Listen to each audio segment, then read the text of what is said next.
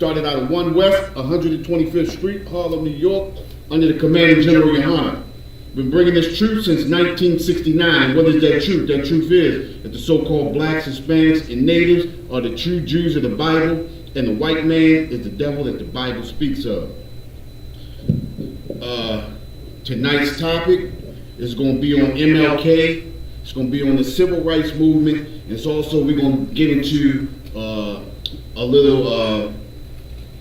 we're going to get a little into that statue of Martin Luther King that they got in D.C. We're going to touch on that a little bit. Our people, we got a real problem in trusting in our enemy. You understand what I'm saying?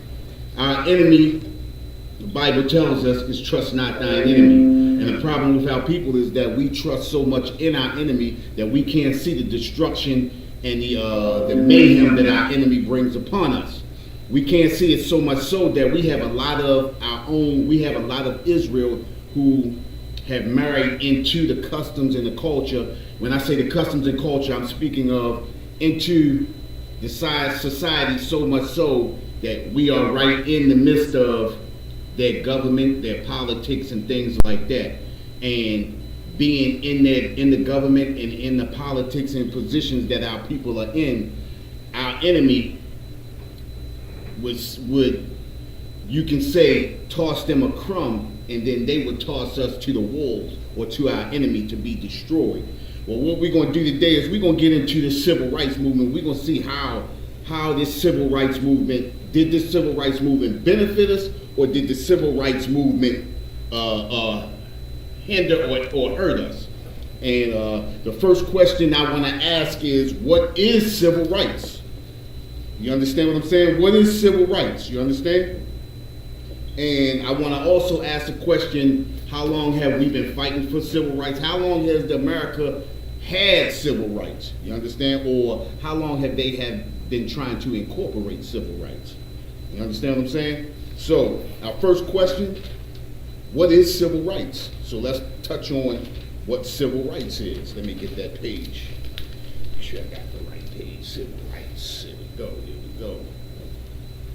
All right, let's see here.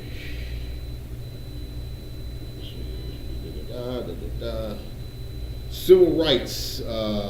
Let's see. Civil rights have been in. Well, let's go. Let's see how long civil rights have been in America. And when you look into American history, or this America's history, it says that civil rights have been in motion since 1866. Since 1866, we've been fighting for civil rights. You understand what I'm saying? They've been trying to afford us civil rights, or what we think is civil rights. It says, which is about 3 years after the so-called emancipation of the slaves in America and their descendants. This is what they've been trying to give us and make us think that we are a part of their society. You understand what I'm saying? And whenever we are a people and we have to fight for civil rights, you have to ask yourself, does any other people that live in America, do they fight for civil rights? And the answer is no, they don't fight for civil rights. What is civil rights? Basically, in a nutshell, civil rights is rights afforded to citizens of the United States. You understand what I'm saying? Civil rights is rights afforded to citizens of the country that they are in. Now, you have to ask yourself, are we considered citizens of the United States? Are we considered citizens of the United States? You understand what I'm saying?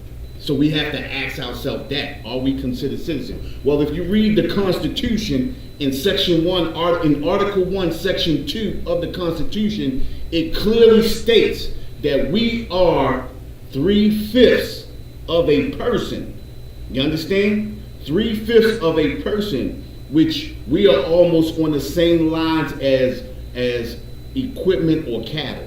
You understand? So we are technically not considered citizens, of the United States, and it's clearly stipulated in the Constitution of the United States, and it clearly states that the European is considered a citizen. It says people from other countries who are not here by way of slavery are considered citizens. And this is written in the Constitution of the United States. You understand what I'm saying? That Emancipation Proclamation, which was written in 1863 but wasn't sent into motion until 1865. The Emancipation Proclamation only states that we are property. We are property. Understand, we were moved from private property to state property. So now, instead of being owned by our slave masters, now we're owned by the state. And now the state gets to do with their property with what they want to do with their property. So a lot of these laws, a lot of these commandments, a lot of these laws, amendments, acts, and bills and things like that, just like let's think, what is a bill? You understand what I'm saying? A bill is a document that says we will consider whether to make this a law or not. That's what a bill is. You understand? A bill does not mean that this is a law. A bill does not mean you get anything or have anything, and it's the same thing as an act. We will act like this is a law. You understand what I'm saying? This is a bill. This is something that we owe you, but we don't have to give it to you. Basically, is what a bill is. That's in a nutshell. So when we look at bills and acts and things like this, ever since we've been here as property of our oppressor, these are the things that they do to us, and these are the things that they bring upon us to make us think that we are a part of their society. Listen, Psalms 55 and 21 clearly states what? It says, let's go to Psalms 55 and 21. 55 and 21. Psalms 55 and 21. Okay? Psalm 55, verse 21. The words of his mouth were smoother than butter. It says the words of his mouth were smoother than butter. When they write these civil rights, when they write these bills, when they write these acts and things like that, these are not actual laws pertaining to us. These are laws pertaining to their own people, but they make like they writing the laws for you to make you think you are a citizen. The words of their mouth are smoother than butter. Listen, they make you think that we are a part of their society all the way up until it's time to act on these laws. You understand what I'm saying? And think about every time an unarmed black man gets shot, every time an unarmed black man gets killed, every time an unarmed black man gets murdered. And then if it's by your so-called oppressor citizen or an oppressive police officer, every time they go to court, they are always acquitted.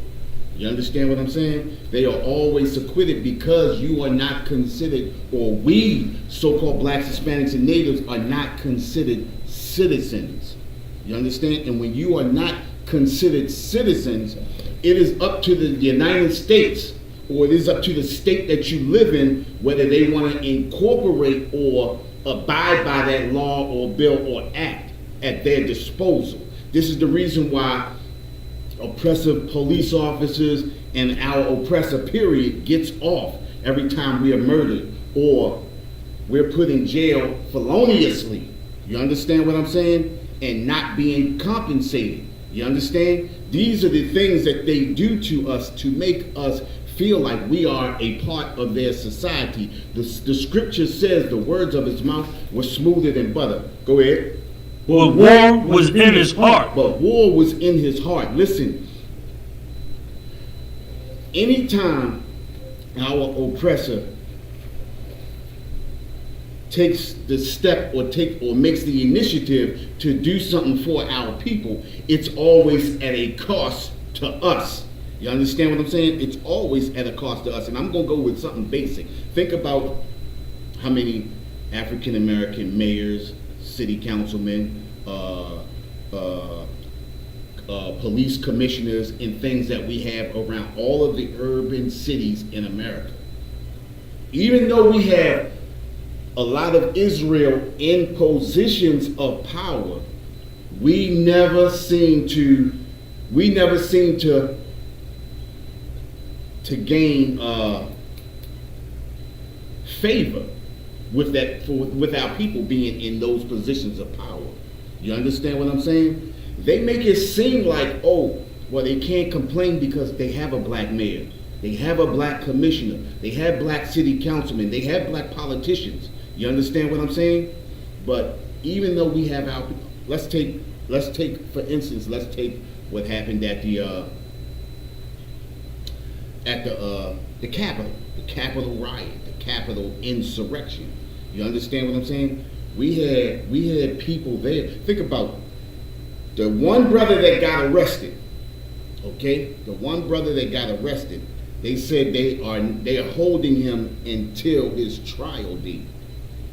But then you had an oppressive female. She broke into Nancy Pelosi's office. She stole a computer and tried to sell the computer or the information to the Russians. What is that? You understand what I'm saying?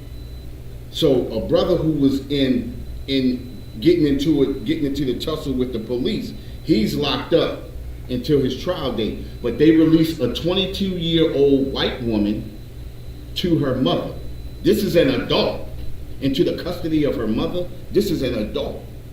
Does that seem like civil rights is working for us? Does that seem like equality? Does that seem like we're getting ahead? No, it seems like we're still slaves. You understand what I'm saying? It says the words of his mouth were smoother than butter, but war was in his heart. Listen, anything that they seem like they're trying to do for us is not at our benefit, it's at our detriment. It's at the benefit of them. Just like being emancipated, they moved us from private property to state property. And then they put the 14th, 15th, or what's the 13th, 14th, and the 15th Amendment, mainly the 13th Amendment, so that they could legally enslave us again without us knowing that we are enslaved. We have never truly left slavery. Even our brothers and sisters who are not locked up and who are not in the penal system are still slaves. We are slaves by redlining laws. You understand? Which civil rights was supposed to dispose of that. But we still got redlining laws today. If not, we're all the white ghettos. We are the Chinese ghettos. We are the Arab ghettos. You understand? We are the African ghettos. Why is it only African American ghettos in America? Because civil rights does not work. You understand what I'm saying? Civil rights does not work. It has never worked for our people. We have always been a destroyed people in this nation. And until we come back to the law, statutes, and commandments of the Most High, we are always going to be in this condition. We'll always suffer as a people. You understand? And this is the reason why we get out in the streets on those Saturdays and we speak to our people. We're trying to bring our people back. You understand? We have to come back to these laws, statutes, and commandments. We have to understand that the Most High loves us as a nation. We are his nation of choice. You understand? He chose us above all nations upon the face of the earth. You understand? He made us a special people. You understand? And because he made us a special people, we have special qualities about us that no other nation has. And because we don't follow the laws, statutes, and commandments of the Most High, every nation benefits off of the special qualities that the Most High has given us. Okay? So now let's go to this next question. Let's see here. It says, when did the so-called blacks, Hispanics, and natives begin their fight for civil rights? And we're talking about the fight for civil rights with MLK, James Farmer, and all of those brothers, John Lewis and all those brothers right there. That fight for civil rights began in, let's see here. It says, when did the civil rights involving Martin Luther King start? Civil rights, the modern fight was started on March 5th of 1955. Basically, what happened that really kicked the civil rights, the 1950 civil rights movement off? What started that? What started that was the so-called bus boycott of 1955. And the bus boycott of 1955 started on December the 5th of 1955, and it ended December the 20, if I'm not mistaken, December the 26th of 1956. It went just over a year. It went over a year. You understand what I'm saying? And to make matters worse, they said Rosa Parks sat in the front of the bus and didn't want to move, to give up her seat to a white person. And just to show how destroyed our people all are, the civil rights, the bus boycott didn't start from that. It started from a girl named Claudette Colvin. Claudette Colvin was a 15-year-old high school girl who sat on the bus and refused to give up her seat to a so-called white oppressor. You understand what I'm saying?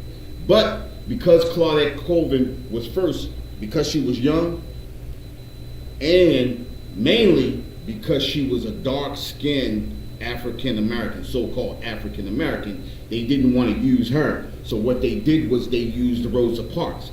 The Rosa Parks bus boycott wasn't an accident, it was a setup.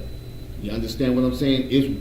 They won't tell you this in history, but it was a setup. It was because of Claudette Colvin that they started the bus boycott. And they used Rosa Parks so that the oppressor would see a semi so-called lighter version of our people and would have somewhat of of compassion. That's what they were looking for. But our people are so destroyed, we don't even have confidence, or we don't even have the love to fight for all of our people. We'll fight for some of our people. Basically, that's what that's saying. So Claudette Colvin was really the engine behind the bus boycott of the 1950s. You understand what I'm saying? And what's really sad about that is that we showed so much power and didn't realize it in that bus boycott. Because in that bus boycott, what happened in that bus boycott was the oppressors' economy began to fall. You understand? And because their economy began to fall, they didn't have a compassion for Rosa Parks. You understand what I'm saying? They had compassion for their economy. You understand what I'm saying? And it's just like today. They don't have compassion for people being sick from this COVID-19 and want to open everything up to get everything moving. They have compassion for their economy. This is the reason why they want to get everything moving. I saw an article the other day about LeBron James complaining about they said they want to have an all-star game. You understand? In the midst of the COVID-19, and he didn't feel comfortable about it. And I'm glad he stood up and said something about it, because a lot of our brothers and sisters won't say anything about it. You understand? It's bad enough that they playing through that they have to play the season through this COVID-19 anyway. But it further lets you know, or further shows you, that our oppressor has no compassion for us. Civil rights mean nothing to our oppressor. You understand what I'm saying? The only thing our oppressor thinks about is his own pockets, his own gain. You understand? We are destroyed people because a lot of us don't recognize that our oppressor really has no love for us. You understand? Let me grab another scripture. I had it. Here we go. You You understand? Hold on. You're right. But we had we had Martin Luther King, James Farmer, John Lewis. Let me get these names right. Martin Luther King, James Farmer, John Lewis. Roy Wilkins. Say his name again. Roy. Roy. Wilkins. Rakin.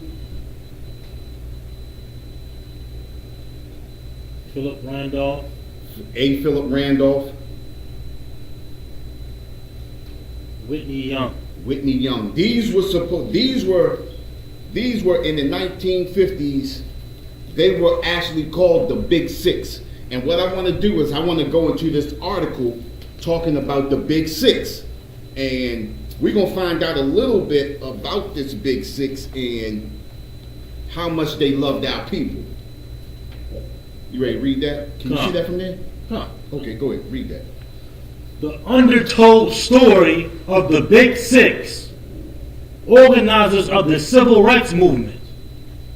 All right, check this out. Before you go into that, let me hit this. It says organizers of the Civil Rights Movement. In actuality, these Big Six were not the organizers of the Civil Rights Movement. The Civil Rights Movement was organized by some other people.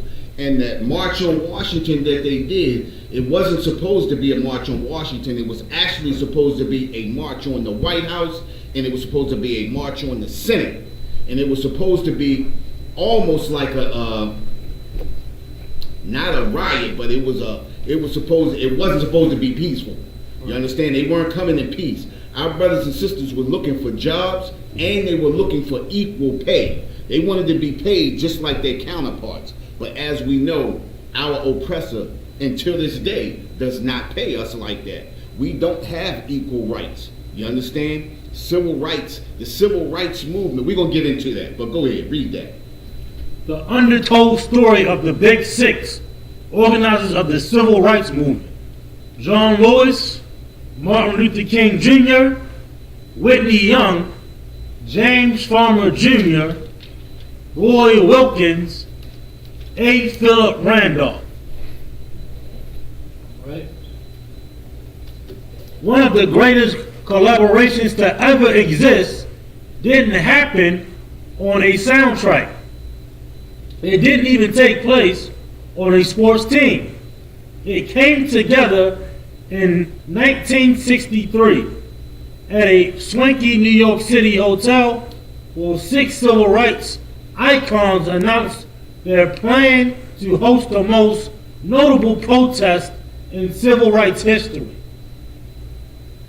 John R. Lewis, Whitney Young, Philip Randolph, Martin Luther King Jr., James L. Farmer Jr., and Roy Wilkins make up the group known as the Big Six.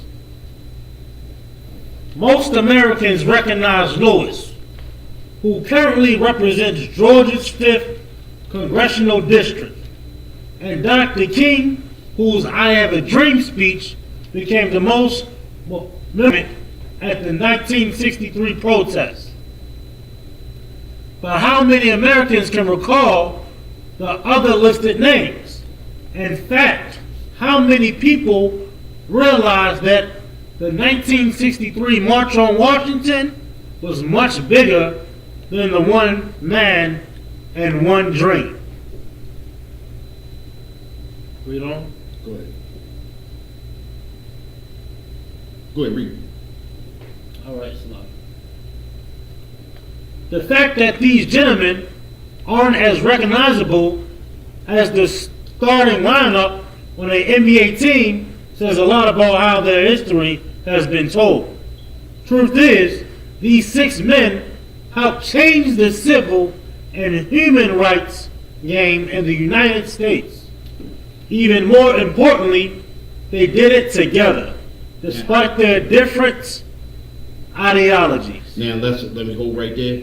Now we're talking about this civil rights, right? We already explained to you about civil rights.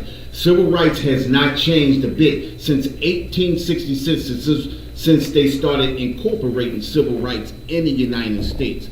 Civil rights has not changed a single bit. Nothing has changed for us. We still are underpaid. We still are overworked. We still get paid the least amount. And then you have, think about it, you have undocumented immigrants that come into the United States. They are afforded businesses. They are afforded, they are spotted, and I'm going to say spotted.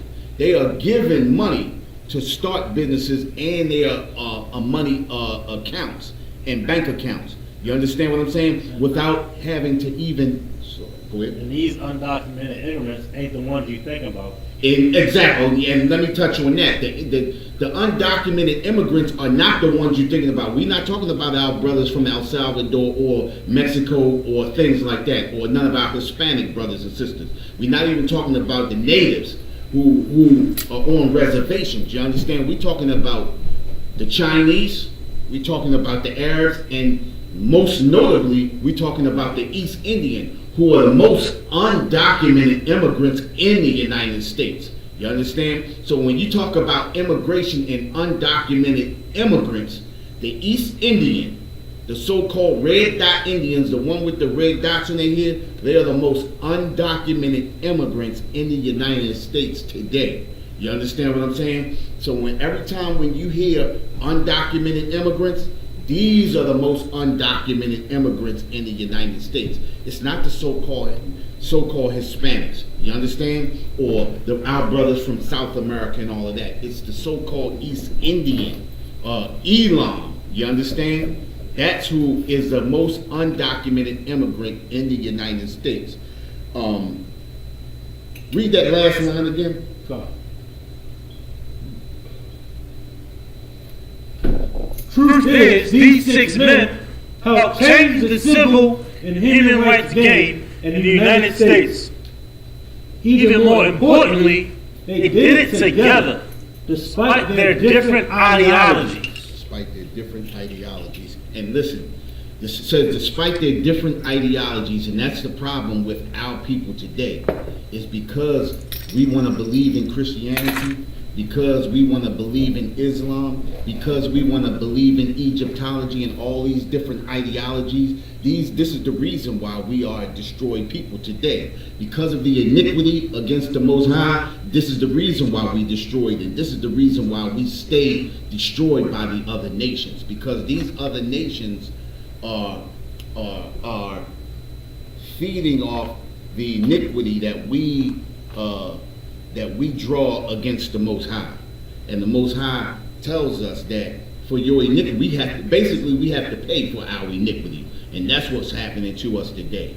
Because our preachers and our pastors, they want to integrate us, which Martin Luther King was the sole proprietor of integrating us into a burning house. You understand what I'm saying? And before he was destroyed, he realized that he had integrated us into a burning house, meaning he had put us into a situation that was almost impossible to bring ourselves out of. But we in the Isupk know all we have to do is come back to the law, statutes, and commandments, and we can immediately bring ourselves out of this. But this is what our people don't know. And a lot of our preachers and our pastors have just integrated us, or are still integrating us into a burning house.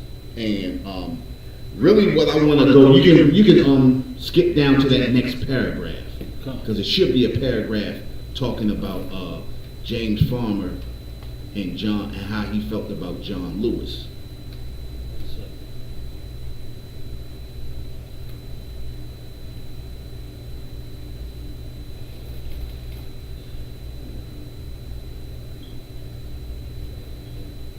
You want me to skip the next paragraph? See, yeah, no, read that next paragraph. See what's in that next paragraph.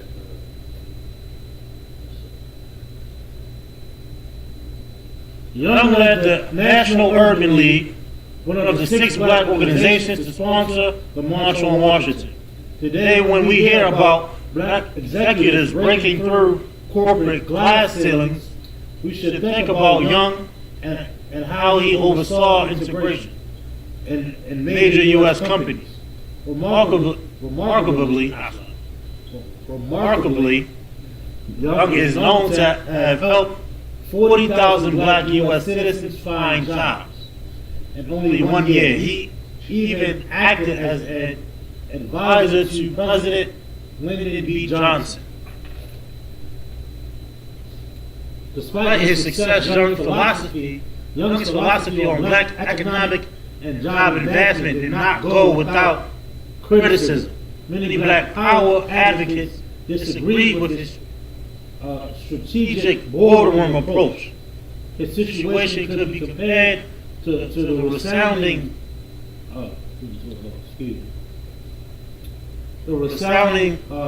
backlash rapper and entrepreneur Jay-Z received after forming a business relationship with the NFL. However, it seems both men acted on one truth. When it comes to equality, money plays as big a role as marching. Simply put, there's no equal chance without finance. Hold up for a minute. Stop right there. We're gonna drop that right there because it may not be in that what's the name right there. But I'm gonna briefly read what I already had. Okay. Salami, sir. What I wanted to actually get into, right? This is James Farmer. This is one of the so-called Big Six, and just like with any organization that's not under the Most High or that's not led by the Most High, you always gonna have infighting and insurrection. This is the reason why this government is falling like it is, because it's not led by the Most High. It's not led by the men of the Most High. You understand what I'm saying? But I want to read something from James Farmer, okay? And this is a quote from James Farmer. James Farmer also noted that the press often referred to the group as the Big Four. Now that's important to remember, okay? That's important to remember. Excluding Hype and John Lewis, which he had attributed to sexism and age bias respectively. Noting James Farmer did not include A. Philip Randolph in his list of the Big Six, instead listing Dorothy Height, president of the National Council of Negro Women, as the sixth member of the group. Now remember, she wasn't a part of the Big Six, but he felt like A. Philip Randolph was not a part of the Big Six. It was actually John Lewis. He felt like John Lewis wasn't a part of the Big Six. You understand what I'm saying? Because of John Lewis's age. At that time, John Lewis had just turned 23. So he was the youngest out of all of them. And you know how older dudes feel when they doing something and they've been doing something for a long time. They don't like when younger people come in who have fresh ideas. They don't like when younger people come in and try to, put themselves in the same shoes as them. So he didn't feel like John Lewis was part of that. And on top of that, and he excluded John Lewis and put in a woman. You understand what I'm saying? And she wasn't even a part of it. She had nothing to do with it. You understand what I'm saying? So this is how, when you're not led by the Most High, this is the reason why groups fall apart. This is the reason why destruction is inevitable for groups like this. You understand what I'm saying? Now remember what I said, right? It said, James Farmer also noted that the press often referred to them as the Big Four. Why would the press refer to them as the Big Four? And the reason why they said the press referred to them as the Big Four, because John Lewis was shorter than the rest of them. You understand what I'm saying? But remember, John Lewis and Martin Luther King was the same height. So you can't exclude Martin Luther King, because Martin Luther King was at the forefront. You understand? So the other dudes were like 6'2", 6'3", and all of that. They were all tall, but they called them all the Big Six. So let me ask a question. Why would they call them the Big Four? Why would they call them the Big Four? Remember, I said this is important that you remember James Farmer said that they were referred to as the Big Four. Why would they refer to them as the Big Four? Doom, doom, doom, doom, doom, doom, doom. Doom, doom, doom, doom, doom. Now I'm going to give you the answer. Here we go. Right? The reason why they were known as the Big Four because 2 months before the march, the Big Six broadened their coalition, by bringing aboard 4 white men. Listen. 4 white men who supported their efforts. You understand what I'm saying? Now I'm going to read these names off to you. Walter Ruther. Who was Walter Ruther? Walter Ruther was president of the United Automobile Workers. Okay? Listen to what I said. The civil rights movement was a fight for jobs, right? So who better to bring aboard than a president of the United Automobile Workers? Okay? The second, Eugene Carson Blake, former president of the National Council of Churches. You understand? Listen, Eugene Carson Blake, former president of the National Council of Churches. Third, Matthew Armand, executive director of the National Catholic Conference for Interracial, Martin Luther King, interracial justice. You understand what I'm saying? So now the fourth, listen to this name and tell me who it sounds like. It says Joaquin Prince.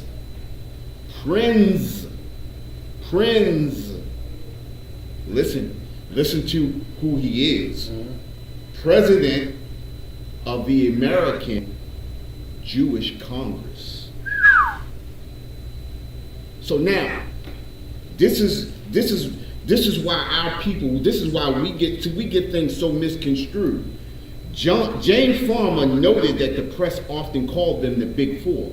The press never called you the Big Four because the press knew who was running the organization.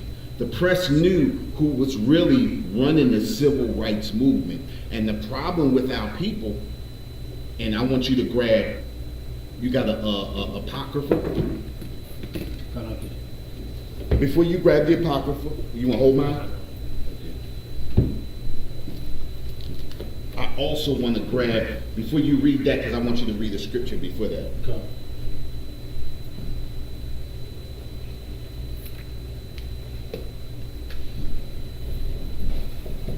But you can grab that 1 Maccabees chapter 1 verse 11. But I want to touch on Deuteronomy chapter 7 verse 3 first.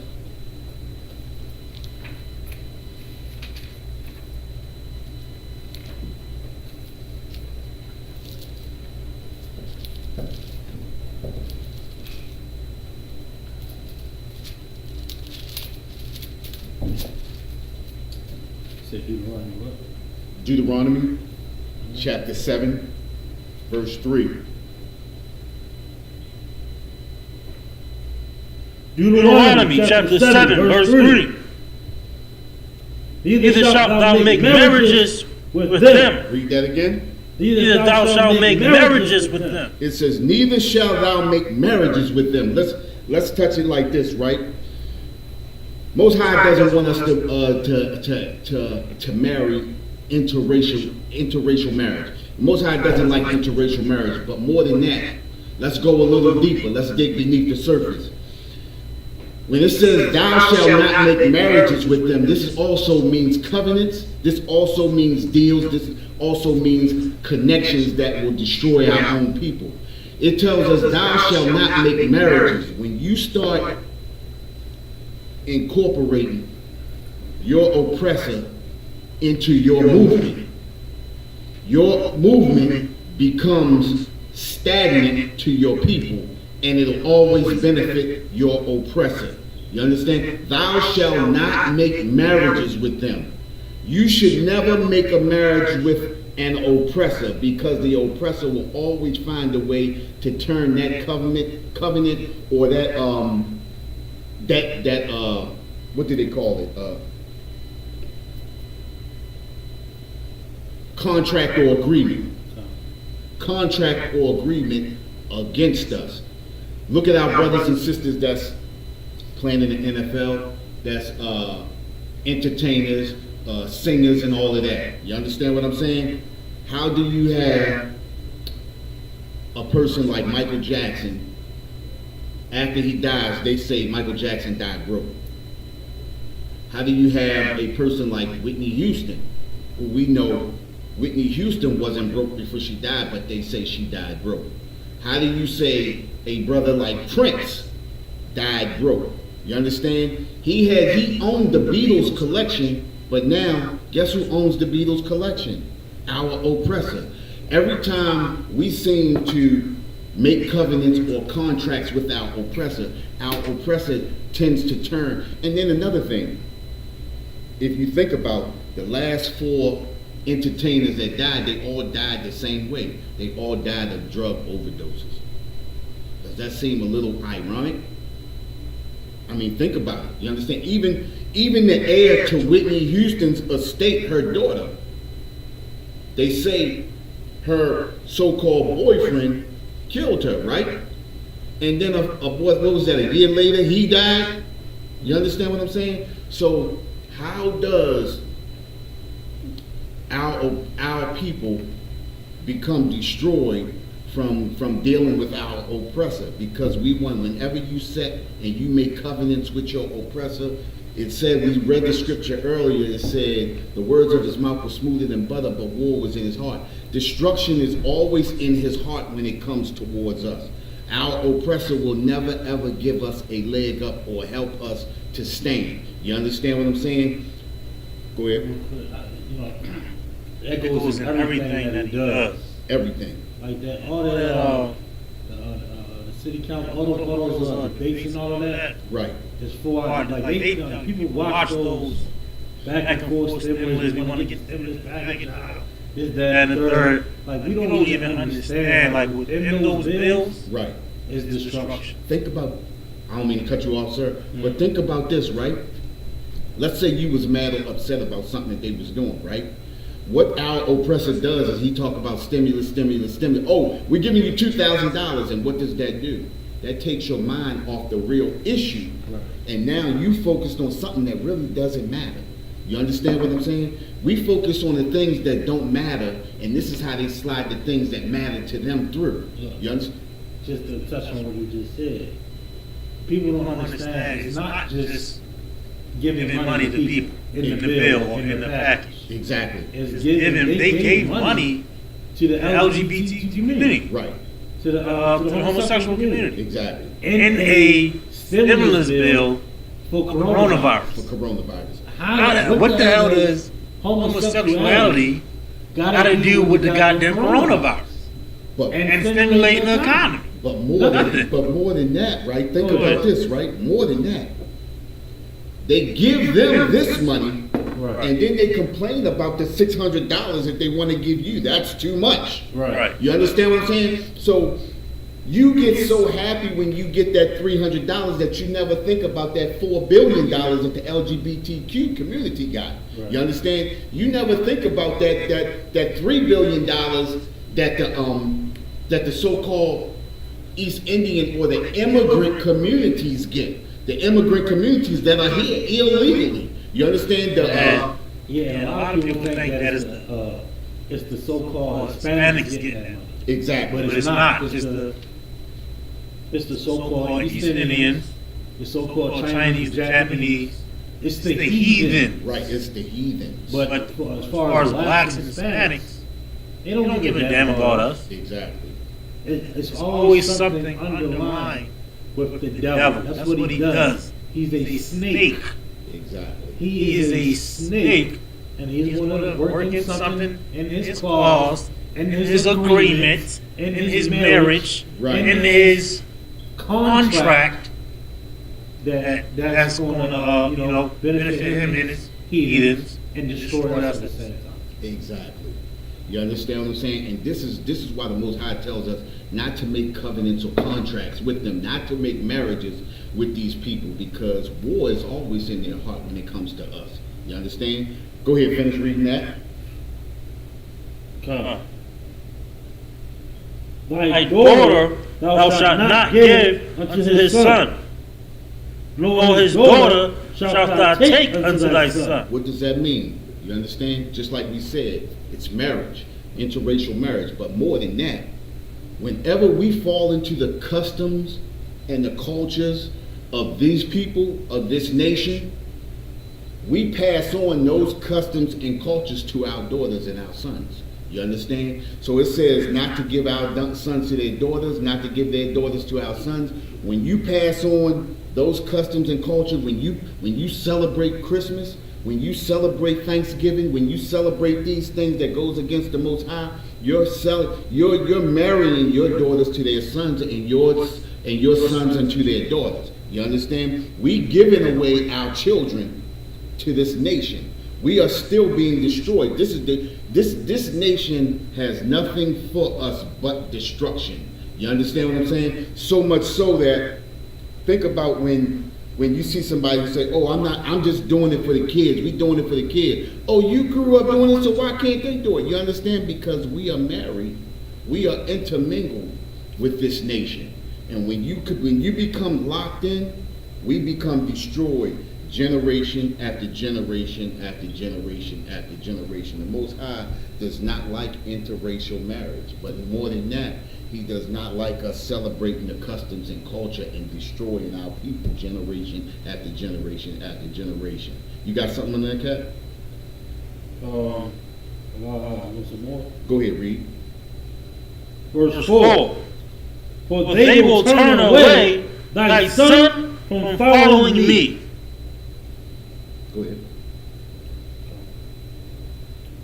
That they may serve other gods. It says, for they will turn away thy sons from following me. Whenever we follow in these customs and culture of this nation, we turn our children, our sons and our daughters away from the Most High. And we continue to go down that path of destruction. It says, that what does the scripture say? That the gate, the straight gate. Right. The straight gate. Hold on, wait a minute. I got it, right? I got it somewhere. Hold on. But basically, listen, you got that from me? I had it earlier. I had it in my head earlier. Yeah.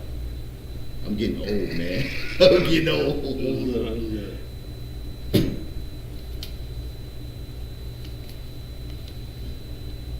That's Matthew. It's Matthew, what's that? Matthew 7:13. 7:13. There we go.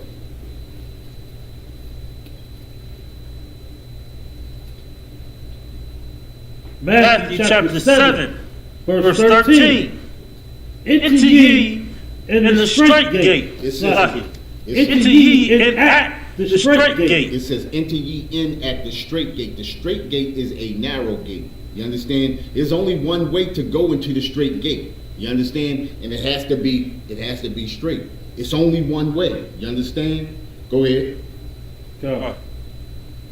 For wide is the gate, and broad is the way that leadeth to destruction. It says, wide is the gate, and broad is the way that leadeth to destruction. Listen, it's only one way to the Most High, and that's the straight gate. That's the narrow gate. One way. But the gate to destruction is wide. You understand? Think about all the people that's in Christianity. You understand? That's a wide gate. You understand? If Christianity was the true way, Christ would have already returned. You understand? But Christianity is not the way.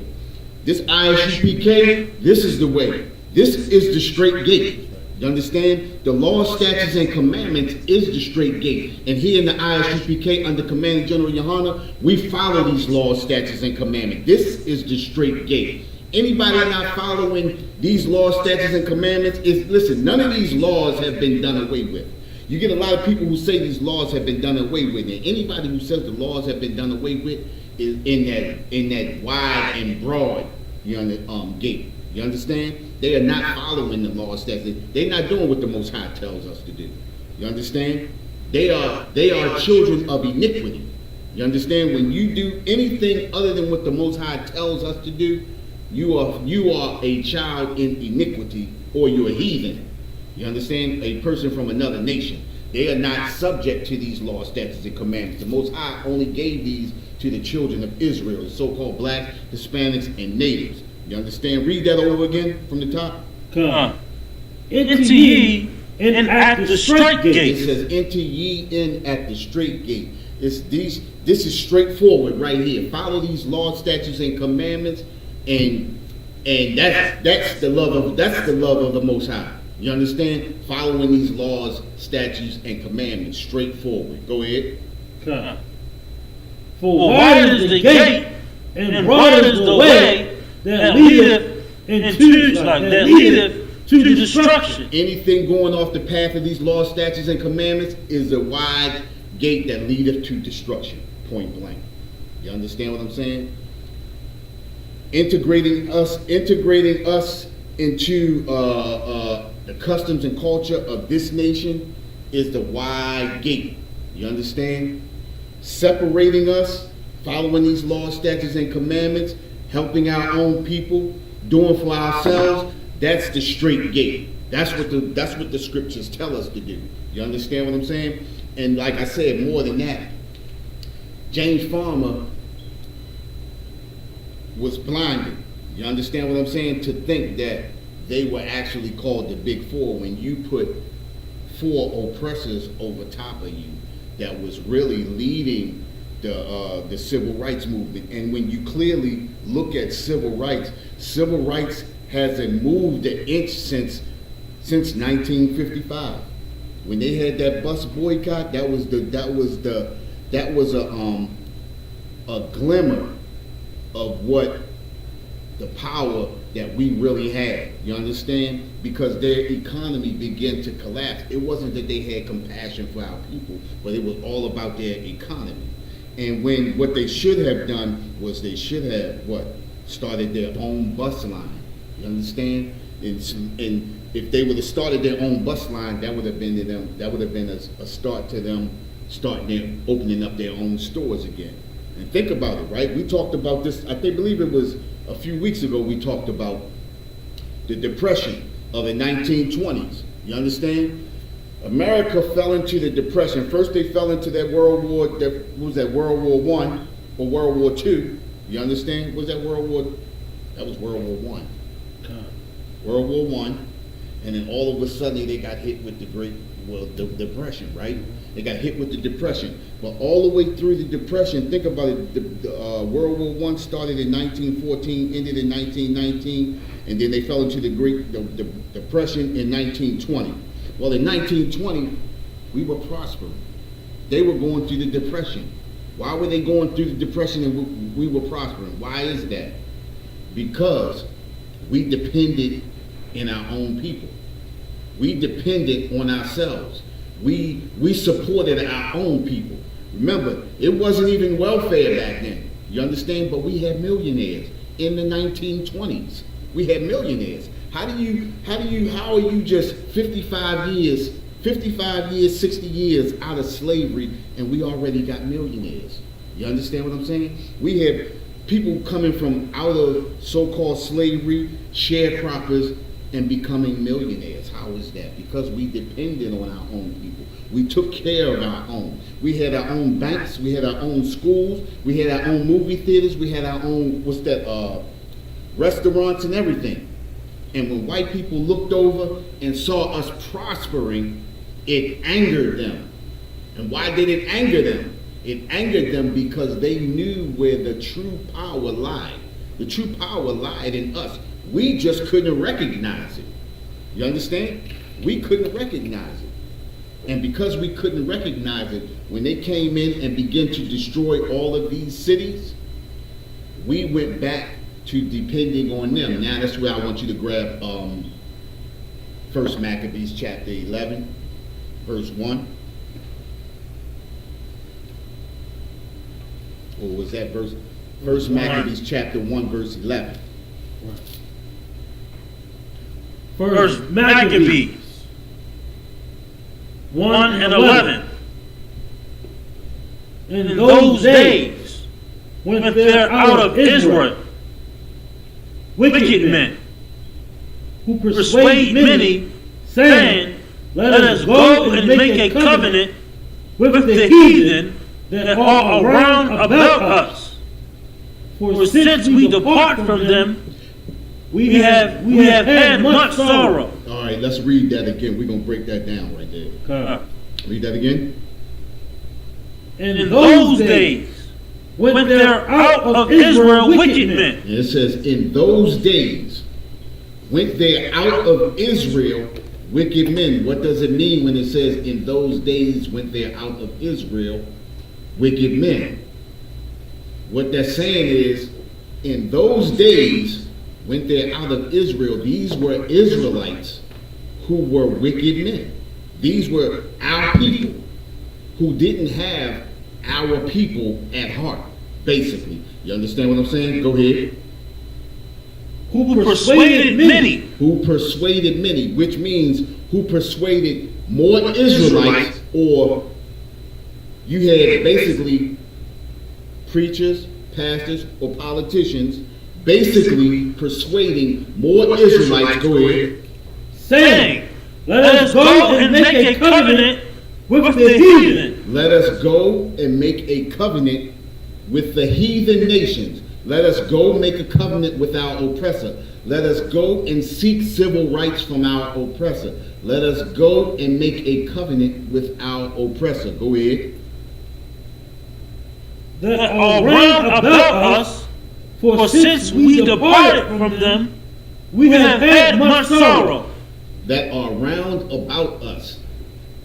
For since we departed from them, we have had many sorrows. Since we departed from them, we're not getting the things that we really want. When we see them with certain things, we're not getting what we want. Since we departed from them, read that again.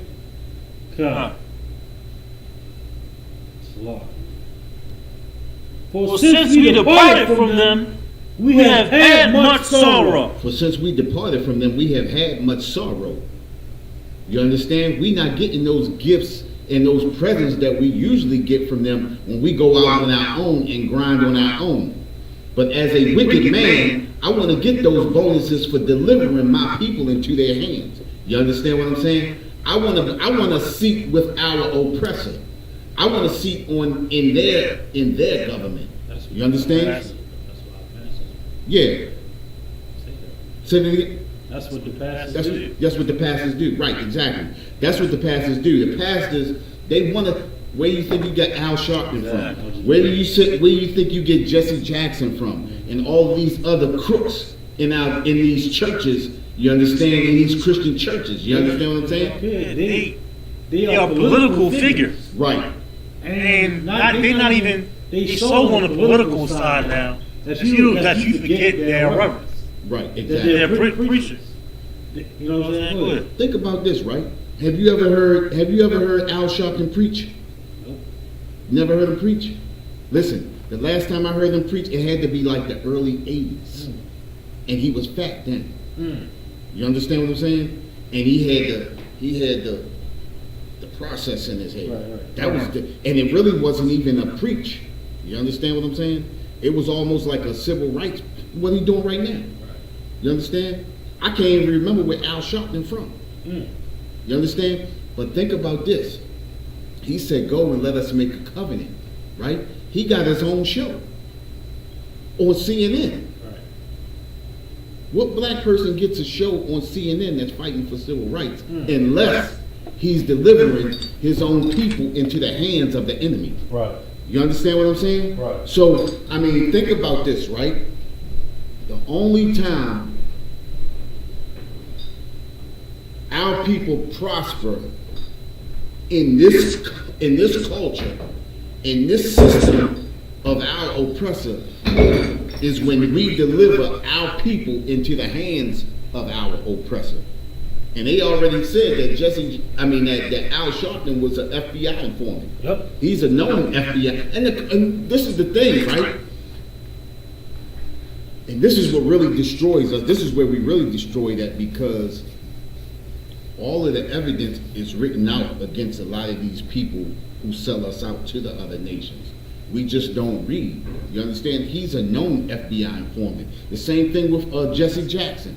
You understand? They known to sell out their people. You understand? To make $1. You understand? And we was actually talking about the Big Six. Think about this. The Big Six got paid $1.5 million to split between them. They gave them half before the March on Washington, and they gave them the other half as long as the March on Washington went peaceful. They gave them the second half, and they got the second half. That's $2.5 million per person. You understand? $250,000 per person. Now, let's put this in retrospect, right? The March on Washington was in 1950. What's that? Let's get that right. Was it 63? 1963. Now think about it, right? My mother bought a Pinto wagon in 1973, new off the lot, for $2,800. That was 1973. Right. So now think about $250,000 in 1963. Right. You understand? So I'm trying to give you a little insight on what's the magnitude of the money that they get. $250,000 a piece. Now, this is documented. Like we said, history, but because our people don't read, we don't know things like this, and we don't recognize when our people are selling us to the wolves. You understand what I'm saying? I want to Real quick, I looked it up. The 1963 inflation rate was 1.32%. The current year-over-year inflation rate, value of 250,000 from 1963 to 2021. 1 million price differences. 1,878,055. That's $1.87 million. $1.87 million? Can you imagine? That's $250,000 was worth $1.87 million. You know what we could do with that? So think about it, right? Think about it. The march on Washington was actually not even started by Martin Luther King and company. The March on Washington was started by some other people. But what John F. Kennedy found out that they were going to have a march on the White House and on the Senate.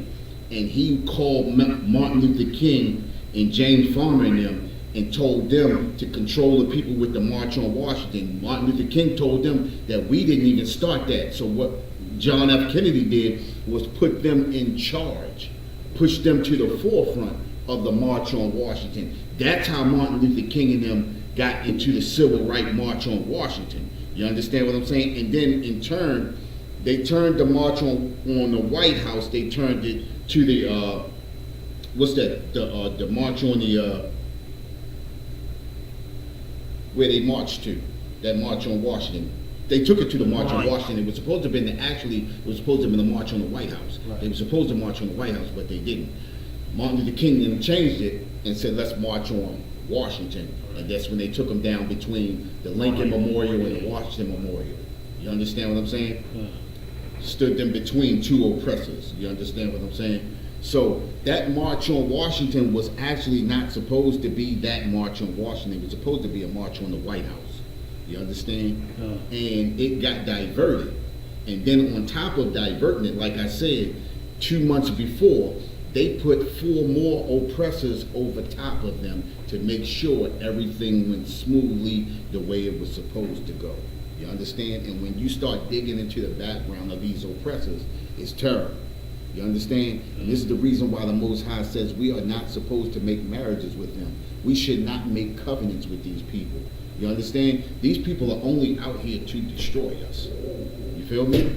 And this is what they do. You understand? And then I'm going to touch back on that again. Like I said, James Farmer also noted that the press often referred to the group as the Big Four, which when you realize, when you start reading, you start to understand, because I didn't even know when we wrote up there, when we did that lecture, I didn't even know that they had 4 white people over top of them. I really started digging into it again and found out I didn't even know that they had 4 white men over top of them. You know, I knew it was a white person that was heading it up, but I didn't know that they had picked up 4. Then the thing with James Farmer, I didn't even know that he had ill with John Lewis. You know, John Lewis just died last year. You understand? Remember, he was the youngest of the Big Six. You understand? So, I mean, I don't know if you got his precept on that one. Go ahead. First Ezra, 8 and 85. Yeah, I already got it.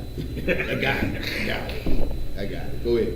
Moreover, ye shall never seek to have peace with them. It says, moreover, ye shall never seek to have peace with us. And this is the reason why we are destroyed people, because the very people that are out to destroy us, we always seeking to have peace. We always seeking to have a covenant. We always seeking to make amends. You understand? But the same oppressor never seeks to have peace with us. And this is the reason why we are destroyed people.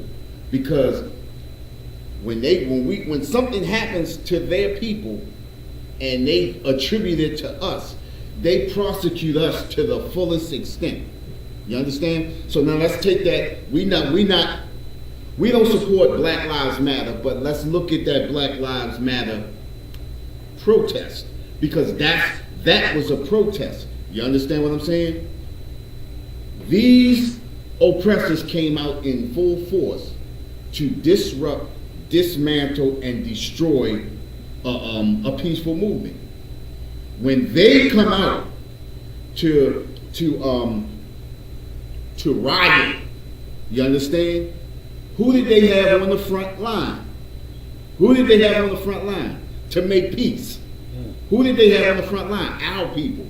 They had those DC police on the front line, which DC police, and I want to get it right, the Capitol Police, who are mainly full of Judah, right? Our people are mostly black. You understand? When they started running through that Capitol, you seen mostly black people out there trying to fight for America. The one Negro that they locked up said he was doing what? Fighting for America. These are the things that happen to us when we fight for a nation of people who are only out for our destruction. Go ahead. Come, that ye may be strong. Go ahead. And eat the good things of the land. That ye may be strong and eat the good things of the land. Now listen, let me ask a question. How can we be strong and eat the good things of the land when we don't own any of the land that we own? How do you eat the good things of the land when you have to get the things that the oppressor... Think about it, right? As slaves, we got the leftovers from what the master didn't want. And it's just like today. We get the leftovers of what after they finish feeding their people, they give us what's left over. This is the same reason why Christ said, cast ye not ye pearls unto the swine. You understand? Go ahead. Come. And that ye may leave the inheritance of the land unto your children forevermore. How can we leave an inheritance of the land to our children when we don't own anything that we live in on? We don't even, they call them urban neighborhoods, but we don't even own the urban neighborhoods that are named after us. You understand what I'm saying? I'm doing a little a write-up on ghettos, right? I was doing a little bit of research the week before last on ghettos, and ghettos are not even named after black people. Ghettos are named after the so-called Jewish man. But because ghettos turned out to be such a terrible thing, they began to attribute ghettos to so-called African Americans, natives, and Hispanics. Now ghettos, when you hear ghetto, you attribute ghetto to our people. Right. Well, how can we leave anything good from the land to our people when we don't own any of the land that we living on? We buying everything. That's just, think about it, right? A slave has to go to his master for food. Slave has to go to his master when he's thirsty. Slave has to go to his master when he needs clothing. Well, we go to our masters or our oppressor when we're hungry. We go to our oppressor when we are in need of clothing. We go to our master when we are in need of work. We can't even hire our own people. You understand what I'm saying? Scripture says, in want of all things. In want of all things. We are the people who are in want of all things. You understand? But until we come back to the law, statutes, and commandments of the Most High, we are always going to be in want of all things. But I tell you what, Commanding General Yohana, he has another idea in mind. You understand what I'm saying? And it does not include our oppressor, nor does it include any other heathen nations. Did I say that right? Did I say other too many times? I said other. Any other nations. You understand? Because these are what we do for our people. You understand? This is the way the Most High told us we were supposed to operate. We are supposed to operate amongst our own people. We're supposed to be helping our own people. Our people should not be looking for welfare from the oppressor. How can your oppressor,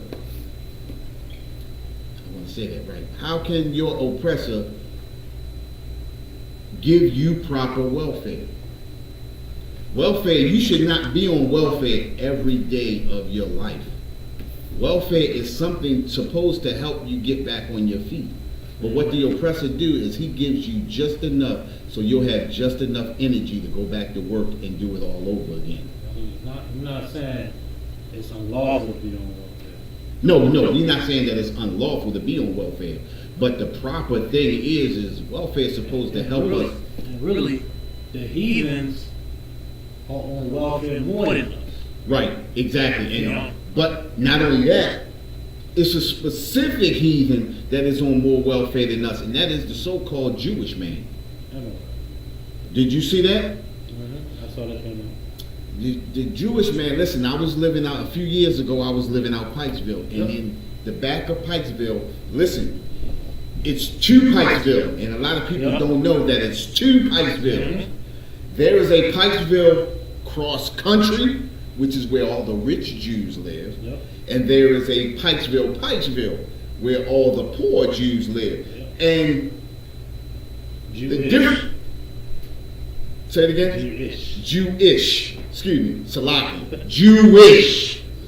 And when you look at the so-called Jewish poor population, they don't look poor. You understand? And it's a difference between poor when it comes to them and poor when it comes to us. You understand? I went to the they got a what's that supermarket called that's on 40? They got one behind Pikesville, right there on the line, and it's right there on the line. Not 7 Mile, that's the old. But they have it's a supermarket. Shoppers, that's it. Shoppers. It's in the cut. Now remember, when you look at it, right? Because I had been back there and I had went to that Shoppers a couple of times. It's right on the line of the rich Jews and the poor Jews. Right. It's right on the line. It separates them. And when you go Jewish, I gotta get that right though. We can't keep doing that. It's Jewish. And when you go back there, when we watch the Jewish man in that supermarket, just like our sisters with all those carts with all that food, but they worse than that. They got like 2 and 3 carts. They pulled the same Independence card out, and it was crazy because the husbands don't work, and the women get all of those carts. So every year, if I'm not mistaken, they get $3 billion stipend every year that goes to the so-called Jewish man. Right.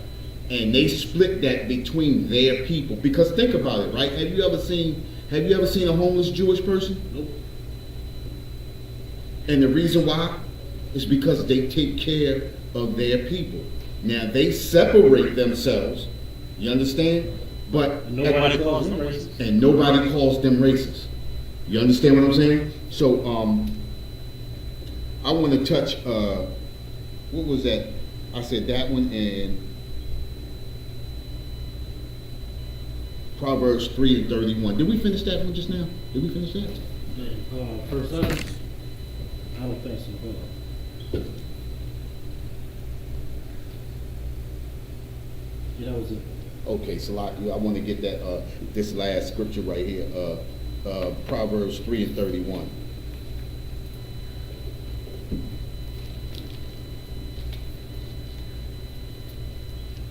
Proverbs chapter 3, verse 31. Envy thou not the oppressor. It says, envy thou not the oppressor. Listen, when we look at our oppressor, we can't want the things that our oppressor wants. I mean, that our oppressor has. We can't look and envy what our oppressor has. Because in envying the things that our oppressor has, it causes us to destroy our own people. You understand? Say Proverbs what? 3:31. I'm all the way off. We can't envy what our oppressor has. Go ahead. And choose none of his ways. And choose none of his ways. And that's the problem with our people, because we are too quick to choose the oppressor's ways.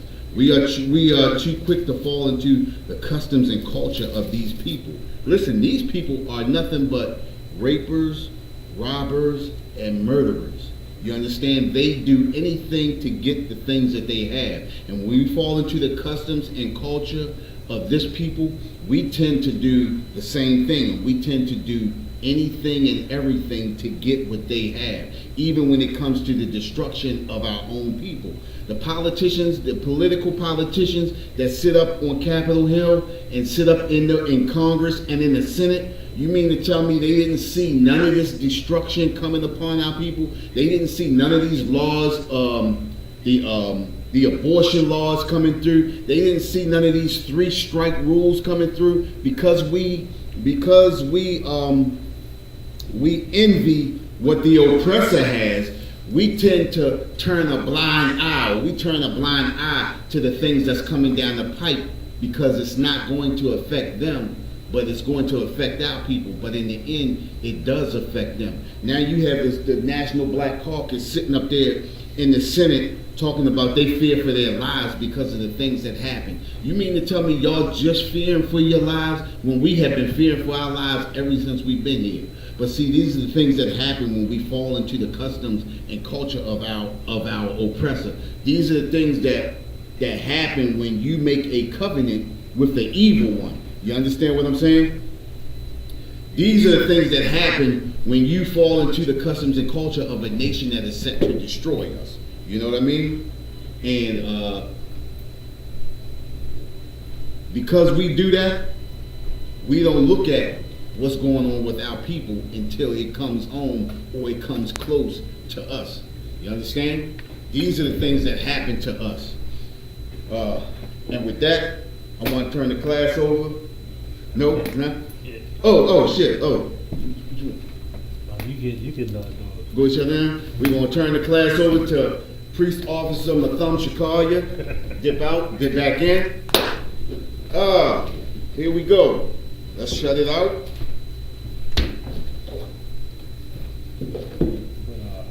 I probably usually don't do it, but traditionally, you understand where you Yeah, understand. All right. Security announcements. We are Isupk out the 1 West 125th Street, Harlem, New York, under the commanding General Yohana. New rules for brothers and sisters. When a new brother or sister comes into the school, they are off limits for 6 months. They are to be saluted only. They are here to shed themselves of the world. After 6 months, if a brother or sister has an interest in a particular person, he or she must get permission from the head to speak to a brother or sister. There is another 6 months in which the brother or sister will court each other. After this 6-month period, the brother or sister will get permission from the head to marry, tithe, which is a commandment. You can find this in Numbers 18 and 21, and Malachi 3, 8 to 10, means 10th in the Hebrew, and is pronounced ma'ashara. A tenth of every penny of any increase the Lord gives you, give to the treasury department or teacher. Priest fund, free will offering for the priest, not mandatory, whatsoever amount you would like to give. Up and coming Holy Convocation, we have the Passover, April 24th and April 24th in Houston, Texas. Make sure you get your flight arrangements done. Make sure you book your hotel. We also have the Feast of Purim coming up, which is February the 25th, Friday, February 25th, Salakia. Thursday, February 25th, Friday, February 26th. Up and coming Holy Convocation, remind Akim and Aquatium to check on social media such as isupk.com, Facebook, Twitter, YouTube, and so on for ISUPK events and materials. If a brother wants to be a trooper in the school, then he is to start wearing all black, which includes black boots, shirts, pants, headbands, or scarf. And with that, we want to give one courtesy salute to the teacher, Minister Isupk, Imanu, Barak, Yahaba Shimmy Al Shabbat Thumb. Yahaba Shimmy Al Shabbat Thumb. Yahimatar, class dismissed. All right, okay.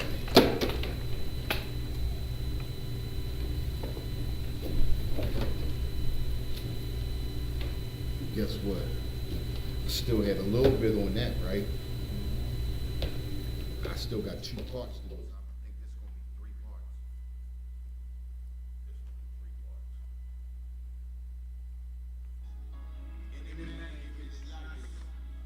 I think this is going to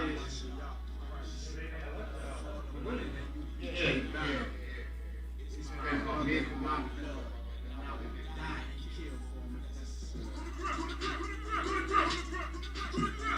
Listen, that part right there, I didn't even, as much as I went into that lecture, I didn't even see that part. Right.